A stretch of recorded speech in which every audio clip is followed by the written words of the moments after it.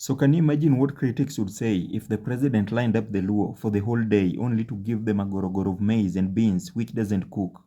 And as if that is not enough, to line up youths only to give them a matchbox to go and light up bang. The reaction from the Baiskeli Wekuibeo faction would be unfathomable. Poor Luos, they would be denigrated for days on end. Remember, just a week ago, the president visited Homa Bay and Luos shared some spoils of the president's visit. And they are still taking the heat. So just imagine for a second, if the president gave them a gorogoro of maize and beans which doesn't cook, and a matchbox to go and light up bang, the kind of heat they would take.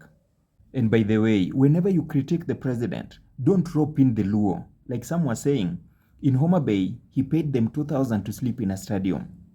In Central, he gave them Githeri. And in Rift Valley, he's giving them motorbikes. So here's the deal. Oscar Sudi, the Kapseret MP, had an empowerment event in his constituency. And it elicited mixed reactions, with most of the backlash coming from the mountain.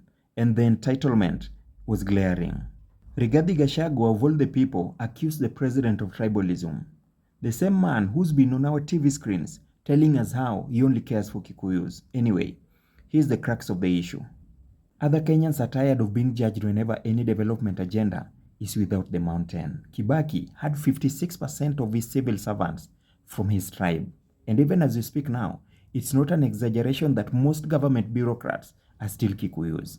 And secondarily, Kibaki on to Uhuru wrote off billions of debts to tea and coffee farmers but refused to exempt sugarcane farmers. But as the good boys that we always were, we cheered along. So finally, at the dawn of handshake, I remember vividly Ndindi Nyoro saying publicly that the Luo were fleecing off development that belonged to Kikuyus. He relegated Luos to subhumans. So here's the point. The mountain, who've always fashioned themselves as smart people, business-oriented, time-conscious, were given a gorogoro of maize that doesn't cook, and then Kangema youth stood in long lines under the scorching heat of the sun, only to be given a matchbox to go and light up bang.